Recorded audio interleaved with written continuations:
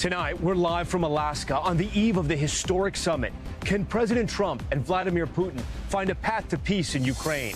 In less than 24 hours, the historic face-to-face meeting right here in Anchorage. The president tonight tempering expectations, saying he wants to set the table for the next meeting with Ukraine's Zelensky and Putin in the same room as both sides continue to unleash a new round of bombardments. Our Richard Engel inside a Ukrainian command center on the front lines of drone warfare. Also tonight, the National Guard's 24/7 crackdown in D.C. Soldiers fanned out across the Capitol, the checkpoint clashes with protesters, and a man launching a Subway sandwich at a CBP officer, now fired by the DOJ.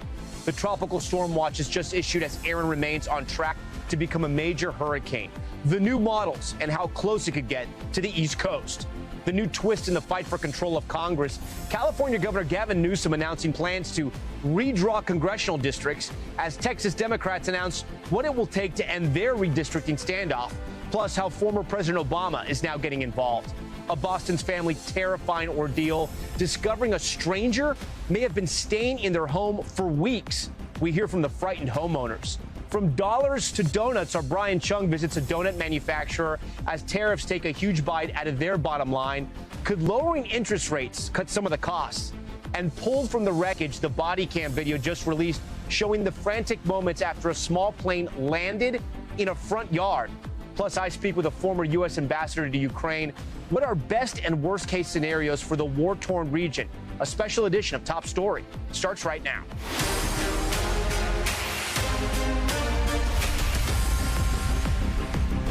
And good evening. We begin tonight live from Anchorage, Alaska, where in less than 24 hours, President Trump will meet face-to-face with Russian President Vladimir Putin, marking their first in-person meeting in 6 years. President Trump today making no promises of a ceasefire breakthrough, but saying it will set the table for more peace talks to come.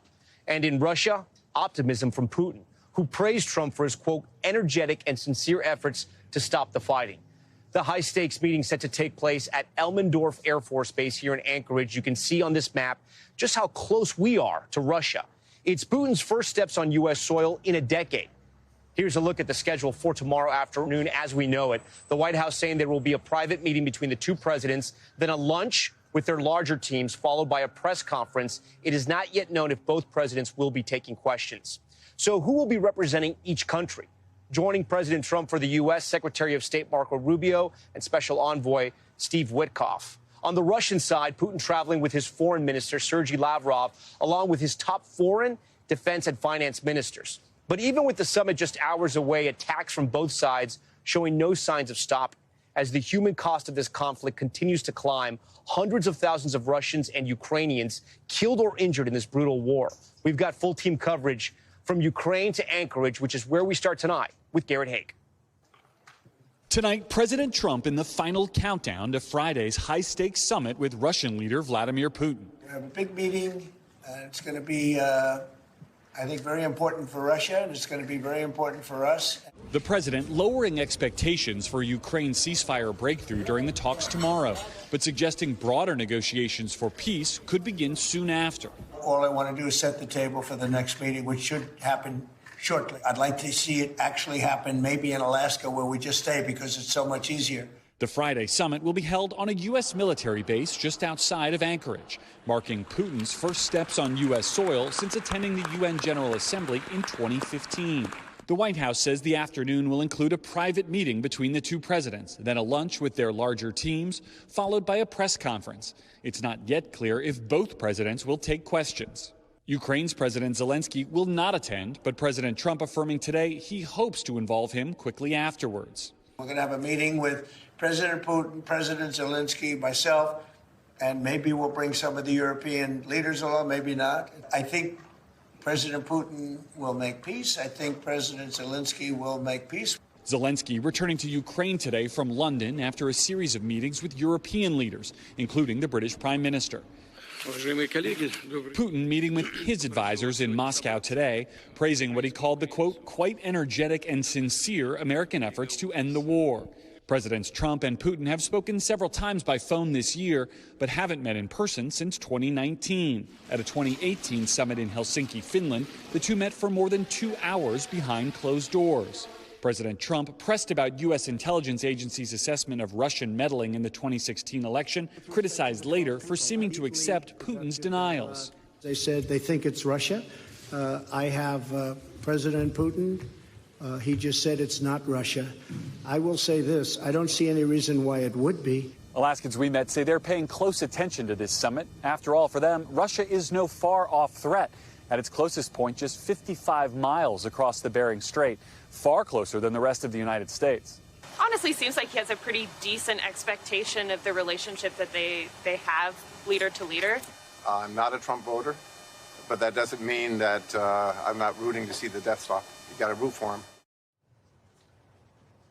Garrett Hake joins us now live here in Anchorage. So, Garrett, Ukraine and its European allies are on the outside looking in of this summit, and there's real concern tonight. Yeah, they've long been concerned that the president might make concessions that the Ukrainians wouldn't be able to stomach in this case. But so far, the president, we're told, has told European allies, according to 5 sources, that they won't make any kind of territorial concessions, at least in this summit tomorrow. And then, Garrett, while we have you here, it's still unclear if at that news conference, if it does happen, if they'll take questions. But from what we saw in your report, the last time the two were together, they did take questions. It didn't go exactly as the president wanted to go, but they did take questions. Both of these leaders have the utmost confidence in their abilities in front of the cameras and to handle the press. I think both of them probably want to take questions. The X factor here would be if the meeting goes badly, President Putin leaves. I think then we might see a situation where it's just President Trump trying to correct the record. We will be covering it all. All right, Garrett Hake, we thank you for being here tonight. As the world waits for news from here in Alaska, the cost of this war is rising on the battlefield in Ukraine. Our Richard Engel on the ground there speaking to loved ones of a soldier killed in the fighting as he's laid to rest. Why they tell us, despite their grief, they're still not ready to give up this fight. Sometimes what you find accidentally is the most revealing. Today, on the outskirts of Kharkiv, we came across a funeral for a Ukrainian soldier killed in a recent Russian attack. They allowed us to film this painful, intimate moment, usually out of sight. Ukraine doesn't like to show its military losses. The soldier's mother grieved, barely able to stand. Her son, Andriy Reshetilov, only recently drafted and sent to the front lines, leaves behind 2 children. I wondered what these people think about a potential ceasefire. The soldier's older brother, Artem, also serving, agreed to speak for everyone. How are you feeling about the war and peace talks and where all of this is going? We don't have to compromise with the enemy and give up our beloved land because this enemy won't stop and will return even stronger, he said. So even now, as your family is making the ultimate sacrifice, you think there should be no compromise, shouldn't give up any land in exchange for a ceasefire or some sort of peace deal? Yes, he said, because we know Russia and they never keep agreements. The ceremony was over quickly, perhaps because there was a line. And even as one funeral is wrapping up, another one is about to begin right next to where the last soldier was buried. Another body is going in. All the graves marked with flags are for soldiers. Today, we visited a Ukrainian drone base hidden in a garage. The unit's commander, Leonid Maslov, also has little confidence in President Trump's meeting with Putin. I'm not optimistic. Putin is playing a very bad game. He will deceive Trump for sure. 100%. Trump will be deceived. And Tom, Russian forces tonight remain on the offensive, trying to take as much land as possible before the summit.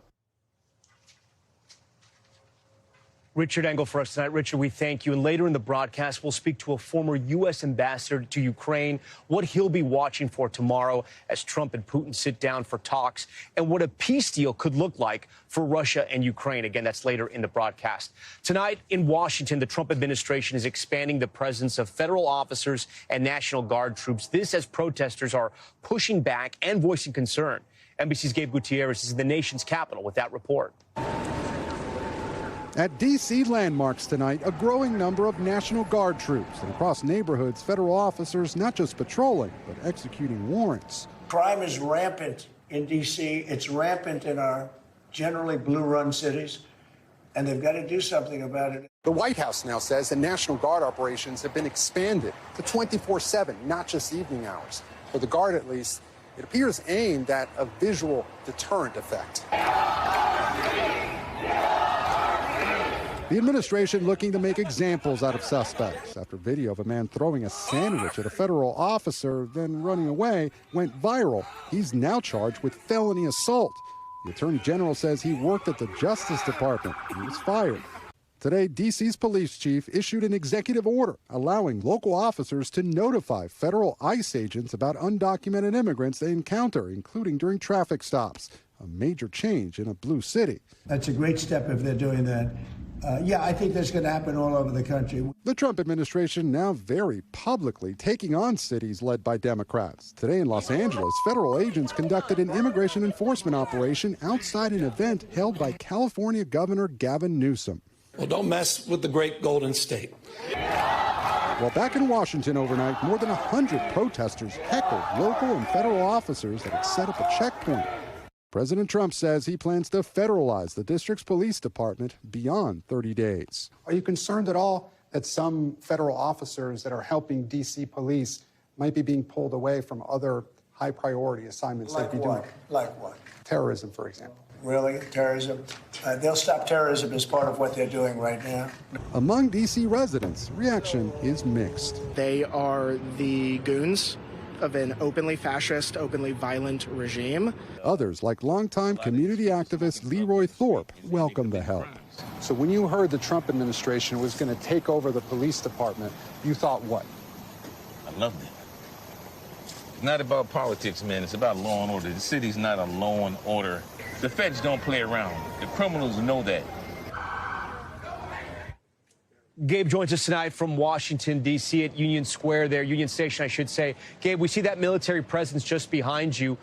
You have new reporting about those checkpoints?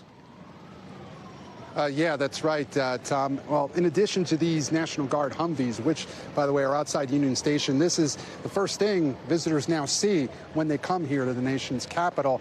Now, in addition to these Humvees, though, a senior law enforcement official tells NBC News to expect more checkpoints across D.C. tonight, set up by local police and federal officers. Now, that official tells us that federal agents have been coming in from across the country to beef up these shifts. Tom? All right, Gabe Gutierrez first on the streets of Washington. Gabe, our thanks to you. Next tonight, we want to take a deeper dive into that event in California with Governor Gavin Newsom, the one he held in L.A. While Border Patrol amassed inside, the governor announcing his plan to counter Texas's redistricting plans. Newsom calling on state lawmakers to approve a November ballot measure to redraw the state's congressional map. It's the latest blow in what's becoming a back-and-forth battle to remake the balance of power in Congress, as other states like Missouri, New York, Florida, and Illinois have all left the door open to mid-decade redistricting as well. For more, senior national politics reporter Jonathan Allen joins us tonight from Washington. John, great to have you on the show. As always, Newsom today drawing a distinction between his plan and what Texas is doing.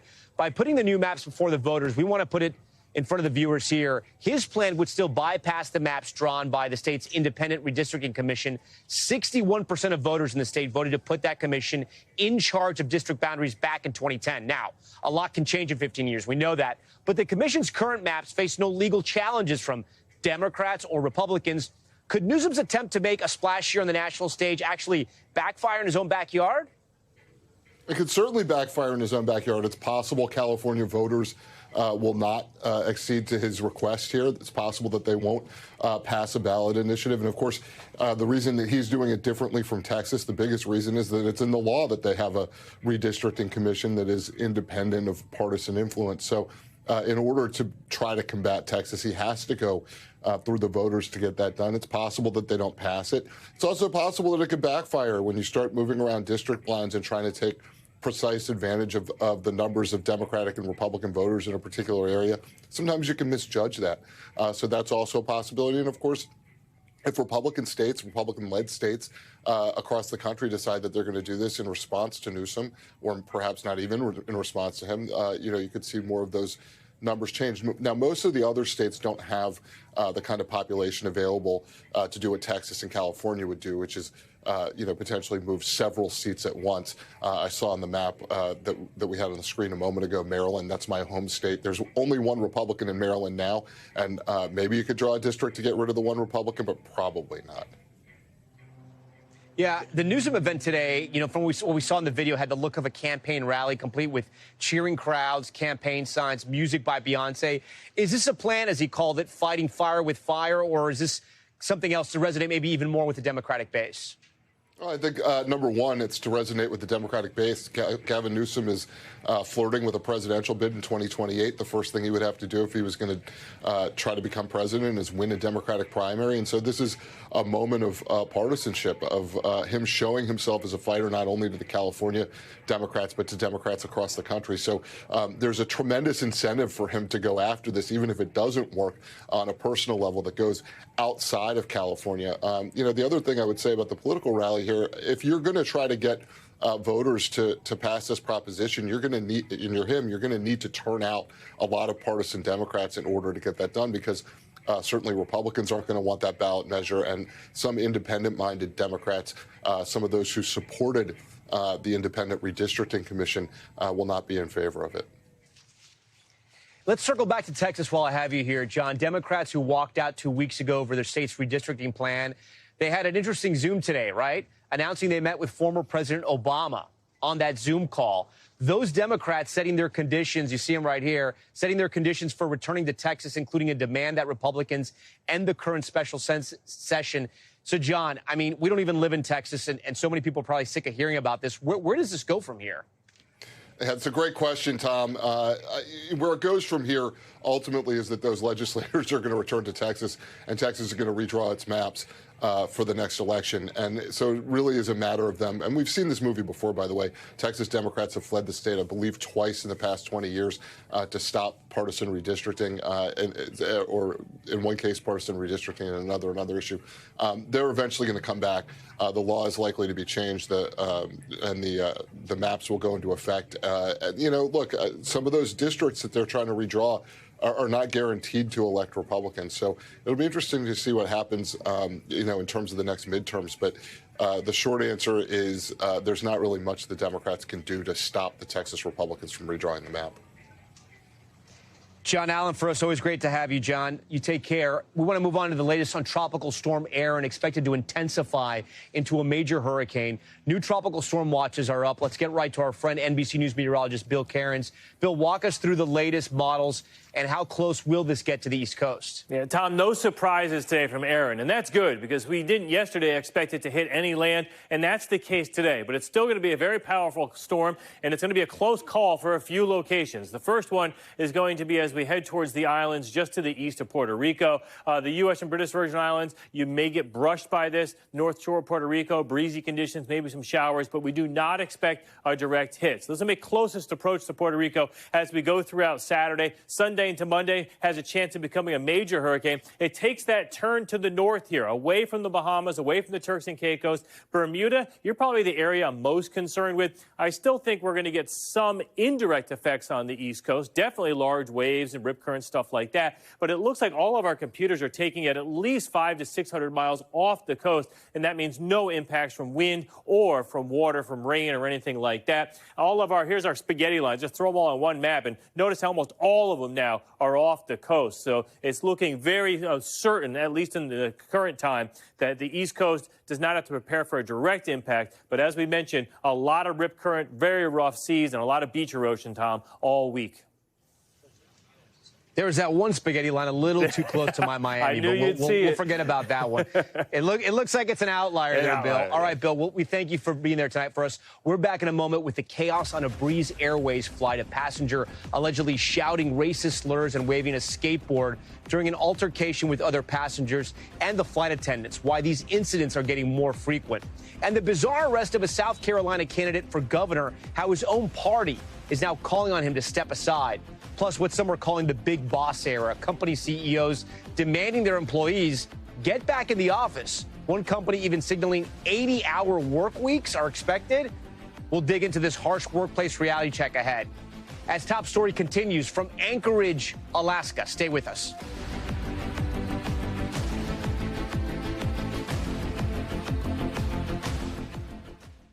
We're back now with the new details in that diverted cross-country flight. An unruly passenger allegedly starting an altercation with flight attendants and other passengers, breaking free of restraints multiple times until a former football player on board stepped in. Liz Croyce has the video. Tonight, the man seen in this video on board a Breeze Airways flight appearing in court and facing federal charges. They said they had him restrained, he broke out, and there's passengers holding him down now.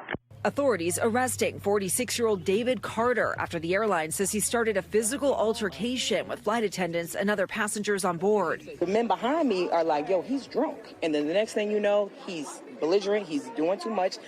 He's using racial slurs, he's in people's faces. Passenger PK Mackey says a football player on the flight jumped in to help after Carter broke free twice from his restraints. Thank God for linebacker 17C, because he really saved the day. I've been flying for over 10 years, and I ain't never witnessed no mess like this. The flight was heading from Norfolk, Virginia to Los Angeles Wednesday when the pilot made the decision to divert to Grand Junction, Colorado. There's information that he struck a flight attendant. The airline saying one flight attendant and one passenger were evaluated for minor injuries. It was really surreal to see with the plane pulling in and seeing all the cop vehicles and I guess the feds right outside. It was really insane.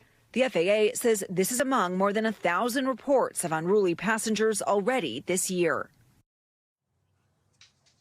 Liz Croyce joins us now live from Los Angeles. Liz, talk to us about the transportation secretary.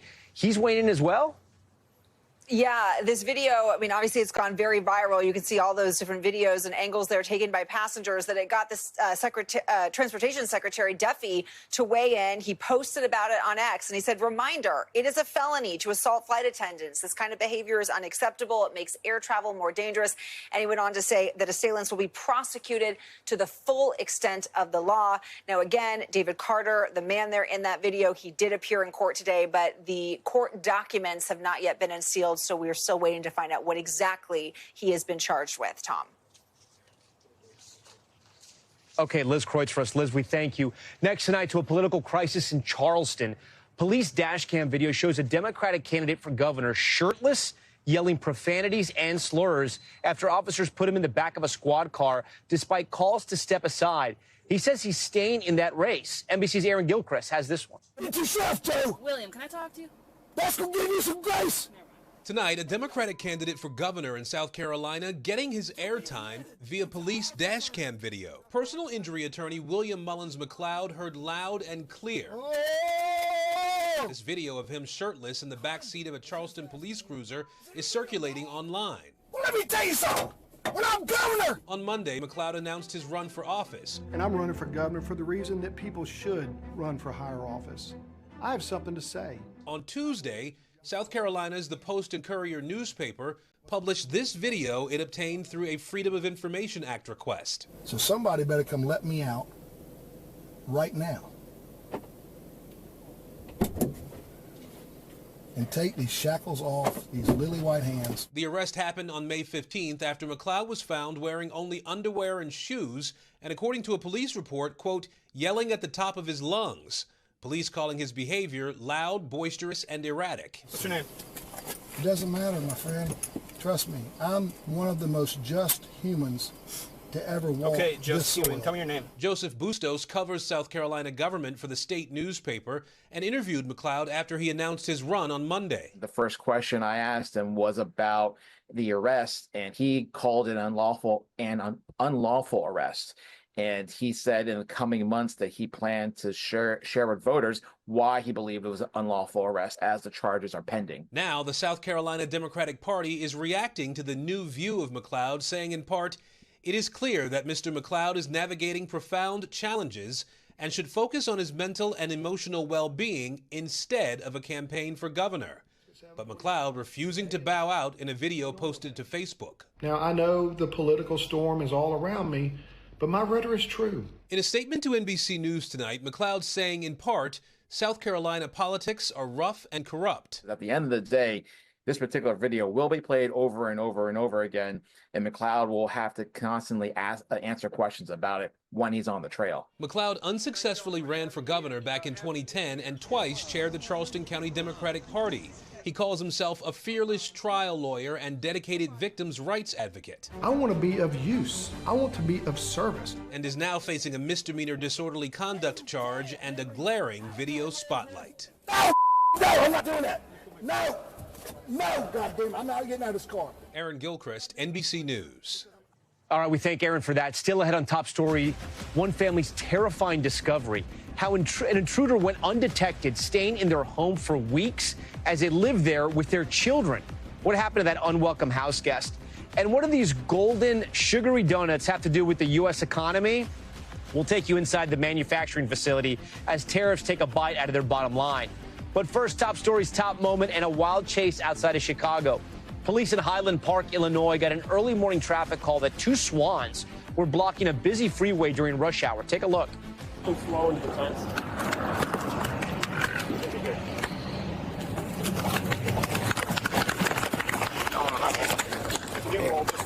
Yeah. Just sit on it. We were looking at them how to handle, and if they peck you, because I'm like, man, that beak must hurt. That's the first body cam I've seen involving swans. Officer Greg Mendoza, the officer who responded to the scene, said his priority was to maintain the safety of the swans, who will return to their owners. All right, stay with us. We are back in a moment, live from Anchorage, Alaska.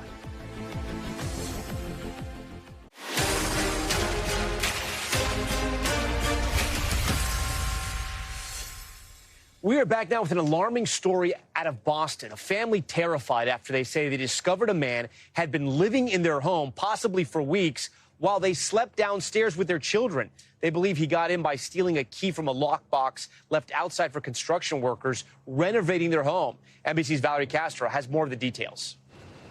Tonight, a Boston family shaken up after learning an intruder may have been staying in their home right above their heads. For me, it's the unknowns and the what ifs have just been terribly haunting. Matthew and Ryan Hammond recounting the jarring experience to our NBC Boston station. I'd been feeling like something was wrong for weeks, but I kind of tricked myself into being like, you're just paranoid. The Hammonds say a key in a lockbox went missing 3 weeks ago while the main floor of their home was undergoing renovations. The family temporarily living below in the garden level, then taking note of strange things happening and odd noises in the home. We'd come back from wherever we were and the front door would be unlocked. We were double, triple checking the locks, and it didn't make sense until, I heard that movement Sunday morning. That's when Matthew Hammond spotted a man leaving the house and called police after the family locked themselves in a bedroom. The couple and their children left shaken up, knowing nothing separated them from their upstairs intruder except a plastic tarp to keep out construction debris. There's a staircase going up. There's no door between us and where this person was. I had no idea who it was, what they were doing. I needed to get my kids safe.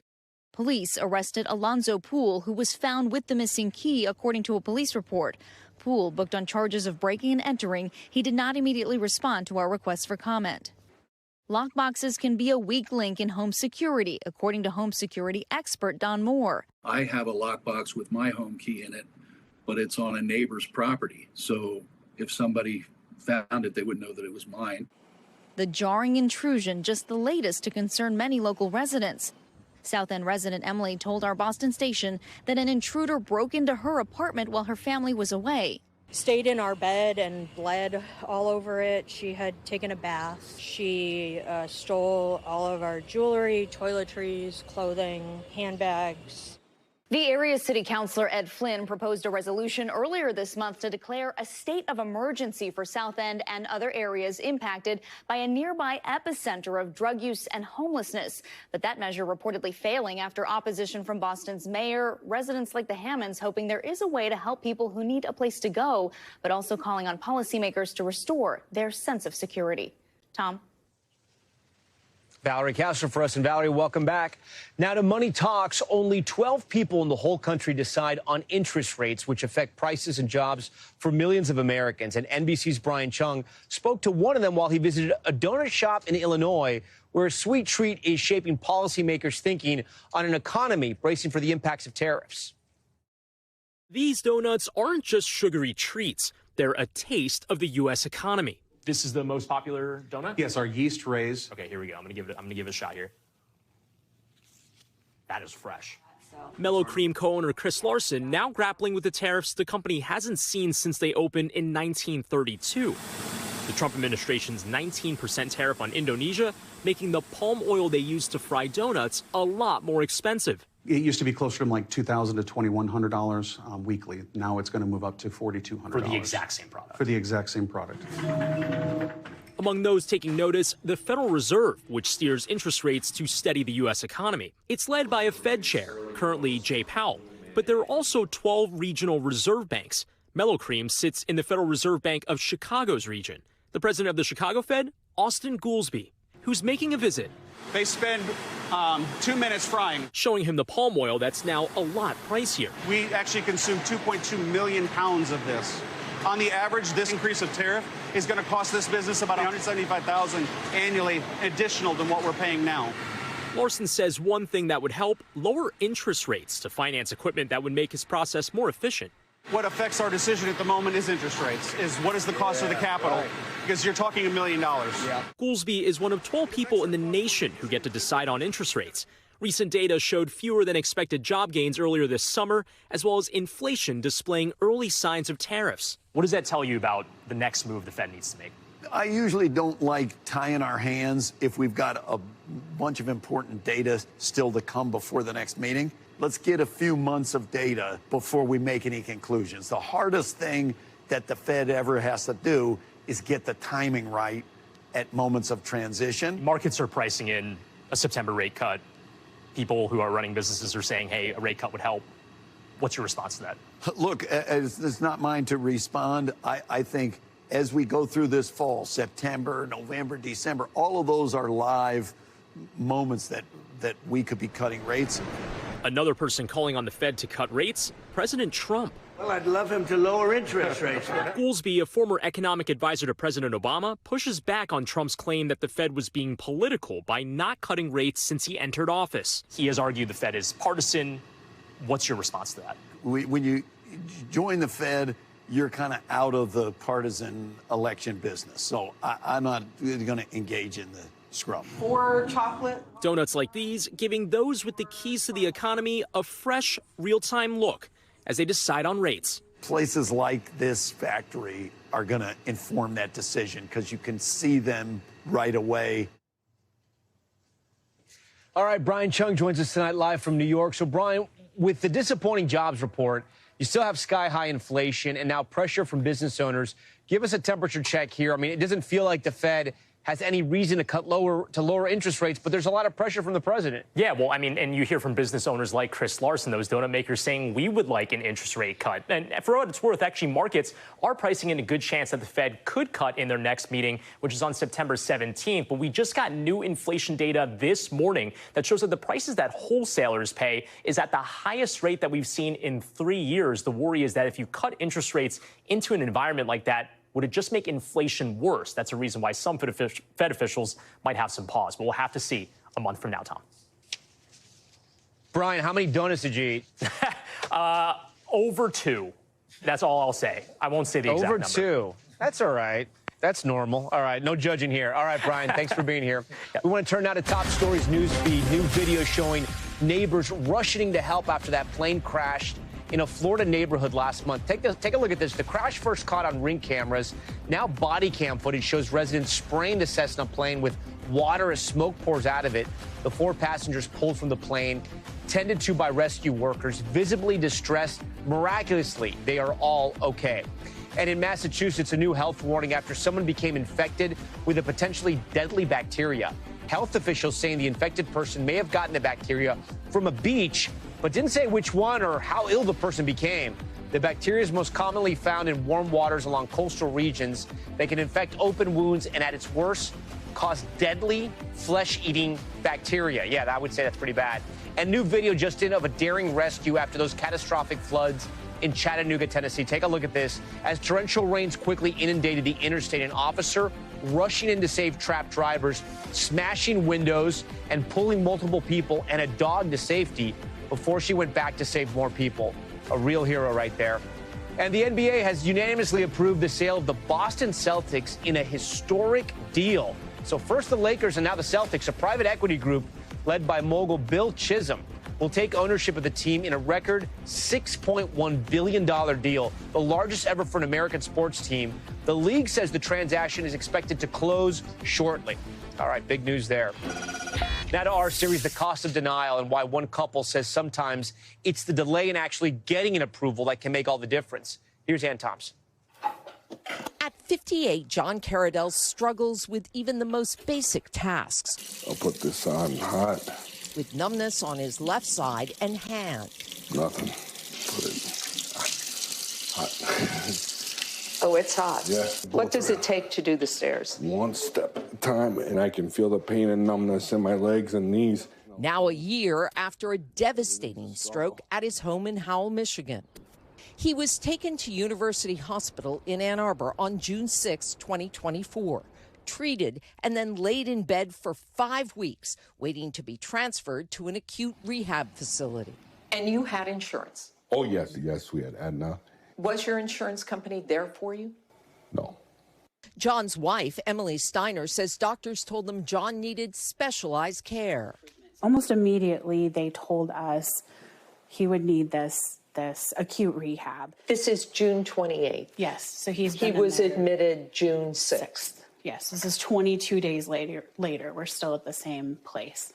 The back and forth between the hospital and Aetna left John in limbo, and to this day, they disagree on the facts and communications that caused the delay. They do agree that on June 30th, 18 days after the hospital said it made its first request, Aetna approved the intensive care. But the hospital says it didn't find out about it until Friday, July 5th, a holiday weekend. When the staff called the following Monday to confirm the approval, it had expired. How frustrating was it to lie in that bed? It's a terrible feeling, and, 5 weeks seems like 5 years. And you're watching him deteriorate? Yes. In the meantime, fed up, John asked to be sent to a less intensive, less expensive, and he says ultimately less effective rehab facility, which Aetna approved. You do what they said was an hour of rehab a day. It turned out to be more like a half an hour every other day. Aetna says the intensive rehab request was canceled only after John asked for less intensive care. In a statement, the company also says this case is complex and its ability to process claims and appeals depends upon the information received from the provider. Emily says John is 70% of who he was before the stroke. What is the cost of denial? I don't think that you can put a price on it. Denial is there's an infinite price tag attached to that. Pain, agony, depression, disappointment. John and Emily left to wonder, what if he had gotten the care the doctors say he needed? Ann Thompson, NBC News, Howell, Michigan. When Top Story returns live from Anchorage, Alaska, we know what President Trump wants from tomorrow's high-stakes face-to-face with Russian President Vladimir Putin, an immediate ceasefire. But what is Putin's end goal? And is a ceasefire even possible? We'll ask someone who knows the region well. That's next. Welcome back to a special edition of Top Story. We are live tonight from Anchorage, Alaska, now just hours away from that high-stakes summit between President Trump and Russian leader Vladimir Putin. The meeting coming as the violence in Ukraine escalates. Can this meeting bring us any closer to peace? Joining us tonight is Bill Taylor. He's a former U.S. ambassador to Ukraine under President Bush and Obama, and is now a distinguished fellow at the Atlantic Council's Eurasia Center. Ambassador Taylor, thanks so much for joining Top Story tonight. We do appreciate it. I want to start by asking you, from Ukraine's perspective, what is the best case scenario for how this meeting goes tomorrow? What are they hoping for? Tom, the best case from Ukraine's perspective, the Europeans' perspective, and indeed from our perspective, is a ceasefire. A ceasefire is what is needed to stop the killing. President Trump has made it clear that's his goal, stop the killing of this war, and a ceasefire will do that. But President Putin has not signed on. President Putin has opposed a ceasefire. When President Trump and President Zelensky got together 3 months ago to propose a ceasefire, air, land, and sea, to Putin, he said no. So that's the best case, is Putin is pressured by President Trump to come to the table and agree on a ceasefire. So let's talk about the delegations and what we know about who's going to be there, right? Let's start with the U.S. delegation. Obviously, President Trump's going to be there, along with his Secretary of State and National Security Advisor Marco Rubio and Special Envoy Steve Witkoff, who himself has met with Putin. And then earlier today, an aide to Putin announcing the Russian delegation. Here that is. Obviously, there's Putin himself alongside the foreign minister, Sergei Lavrov, one of Putin's top aides. The Russian defense and finance ministers will also be there, as well as a Russian investment envoy, a bigger team. What should we know about each of these men, and why are there so many Russians in that room, do you think? So it probably talks about it indicates that there are differences in the idea for these talks. The Russians would like to talk about things other than Ukraine. They know they're in trouble in Ukraine. They know they are going to be pushed to stop the fighting. This is what President Trump has said. So they want to talk about economics. They want to talk about economic deals. Whereas on the U.S. side, it's very clear what the focus is. The focus is Ukraine, ceasefire. You got Secretary Rubio, National Security Advisor Rubio. You got Steve Witkoff. Steve Witkoff, by the way, has been confused or misled or misunderstood about what Putin is after. And that actually sent some strong, weird messages, strange messages about what Putin was ready to do. Putin is not ready to agree to a ceasefire, even though that's what Witkoff came back with a week ago. Well, you know what? I do want to ask you about that, right? Because time is on Putin's hand, right? He could be the leader of Russia for the next few years, for all of his life, right? Whereas President Trump said he could solve this problem in one day. So the negotiation table and the negotiating is going to be a little tougher for President Trump, correct? I'm not sure, Tom. I would say that President Trump has leverage, has the cards, as he says. First of all, it's on home turf. It's in the United States. But more important than that is President Trump is in a stronger position today, certainly when he last saw President Putin in 2019. President Trump is confident. He is able to make decisions and get things done. And President Putin is in much weaker position this time than he has been. So his economy is in terrible shape. His army has been trying to defeat the Ukrainians for 3.5 years, and they've held him off. The Ukrainians have held off the Russian army. And President Putin is a pariah. He can't go to many states because he's an indicted war criminal. The International Criminal Court indicted him for war crimes. So President Putin is at a disadvantage. You may be right about time being on his side, and that's what he thinks. He thinks he can wait us out. But President Trump has the ability with the Europeans and the Ukrainians to make that wrong, that he can't wait us out. Ambassador, how would Putin be viewed in Russia if he did strike a peace deal? He can do anything and be viewed fine. President Putin has so much influence over what Russians hear. The oppression today, the control of the media today is as Soviet times. It's like in Soviet times. So whatever Putin does, the Russians will be told to like it, and they'll like it. Ambassador Taylor, always great to have you on Top Story. I'm sure we'll talk a lot more in the days ahead. Thanks, Tom. We're going to turn out to Top Stories Global Watch, starting in Argentina, where at least 87 people have died from contaminated medical use fentanyl. The Buenos Aires Herald reporting that patients treated with the drugs showed signs of bacterial infection starting back in May. An Argentinian court has named 24 suspects they believe were involved in the manufacture and sale of the opioid. And in the midst of fast-moving wildfires closing in on Greece's third largest city, people are racing to rescue farm animals and pets. Two men shown here running to safety with a giant dog in their arms. Others are transporting sheep with mopeds, some strategically using bikes to herd these animals away from the danger. Larger animals like this donkey walking away from the intense flames. Pretty sad there. And a biker in China stopping his ride to pet a deer, getting a little more pushback than he expected.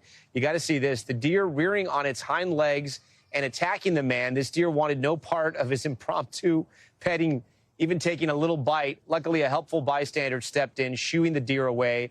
The man rode off with no major injuries. All right, good look there at Global Watch and the animals around the world. Okay, turning now to the corporate culture shift. Just last month, the number of New York City office workers in offices in the U.S. was higher than pre-pandemic levels. The first time since COVID.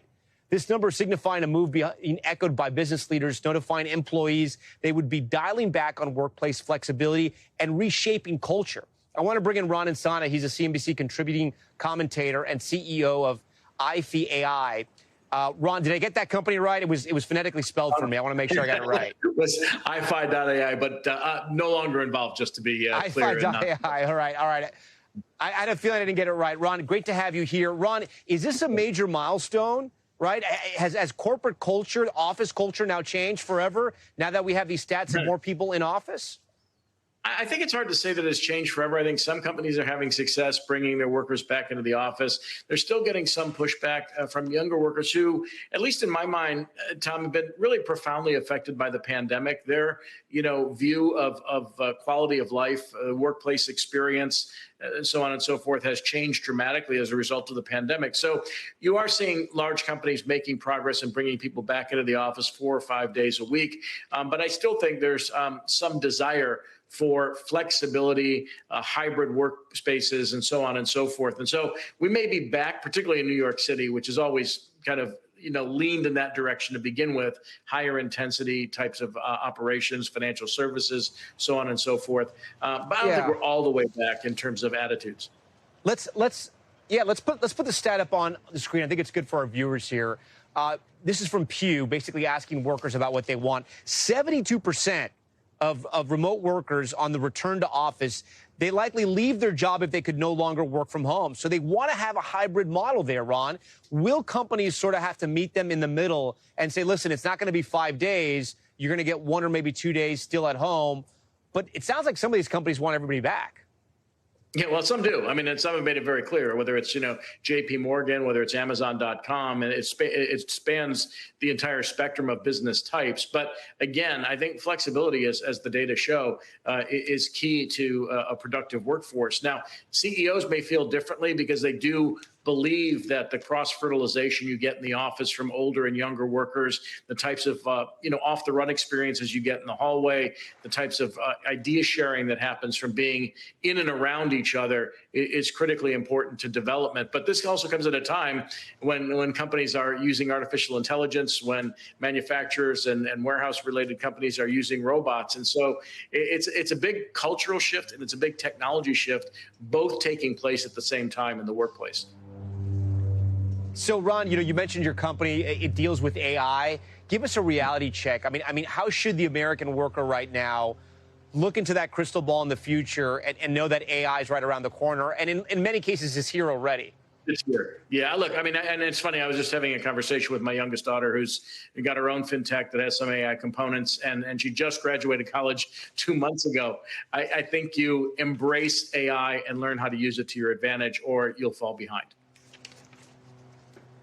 Okay, Ron Insana for us. Blunt, just like the way we like it, Ron. Great to see you as always, my friend. Tell Brian those donut numbers are rookie figures, by the way. All right. I'll send the memo to Brian. He'll send you some donuts. He enjoyed himself there. Thank you for watching this special edition of Top Story live from Anchorage. Stay right there. More news on the way. We thank you for watching, and remember, stay updated on breaking news and top stories on the NBC News app or watch live on our YouTube channel.